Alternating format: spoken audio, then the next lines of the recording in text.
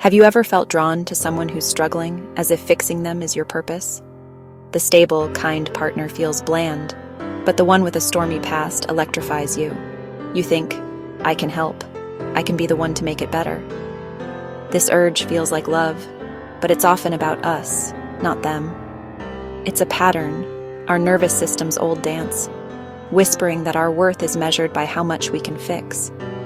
We become the fixer, pouring ourselves into someone else's wounds, finding comfort in chaos because it gives us a role. In their brokenness, we find our value. But what happens when the fixing is done, or when we realize some people can't be fixed? The allure of the broken is a siren's call, promising purpose but often leading to exhaustion and self-abandonment. To break free, we must ask, where did we first learn that love meant carrying someone else's weight? Meet Clara. Her childhood was spent reading her mother's moods, becoming the emotional caretaker at home. She learned that love was something you earned by fixing sadness, not something freely given. As an adult, Clara is drawn to troubled partners, artists in crisis, entrepreneurs on the edge. She becomes their cheerleader, therapist, and manager, feeling alive only when she's needed. Stability feels foreign and empty. With healthy partners, she feels anxious and useless. Her nervous system, trained to find love in mending, doesn't know what to do with a relationship that asks for nothing but her presence. Clara's sense of self-worth is tied to saving others.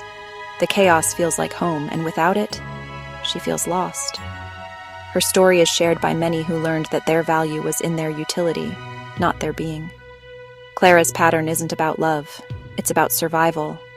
She's stuck in a loop, searching for worth in the act of fixing. But the emptiness always returns. The question is, can she learn to receive love, not just give it? Why do people like Clara feel this pull? Schema Therapy explains it. Two schemas often drive fixers: emotional deprivation and defectiveness shame. Emotional deprivation forms when a child's needs aren't met, teaching them not to expect love. The shame schema tells you, you're not enough as you are.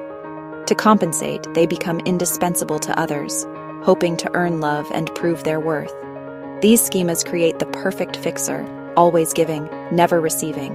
It's an exhausting strategy, a blueprint for a life of self-sacrifice.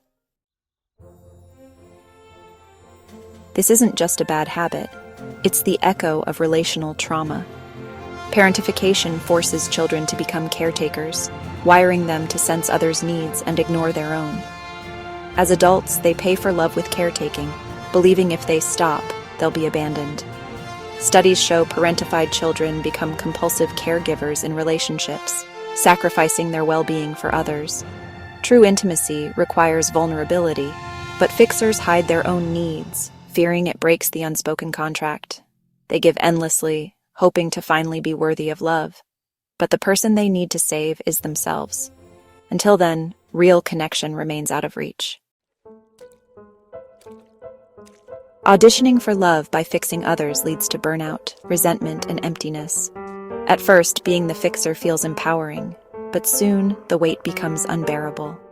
We pour ourselves out, only to be left depleted and unappreciated. Resentment grows as we realize we're living someone else's life, our own dreams on hold. The person we're saving rarely sees our sacrifice. When the crisis ends, we're left with nothing but our own neglected selves. The cycle of fixing is self-abandonment, trading our well-being for the illusion of being needed. True love isn't a reward for fixing. It's about being seen and accepted as we are. Only then can real connection begin. How do we break the cycle? Start by naming the pattern. I'm drawn to people I can fix. Acknowledge it without judgment. Awareness is the first step. Next, grieve for the child who had to earn love by caretaking. This isn't about blame, but about honoring your experience and letting go of old roles. Practice receiving. Accept compliments. Let others help, even if it feels uncomfortable. Reparent yourself. Listen to your needs. Set boundaries. Offer yourself the compassion you give others.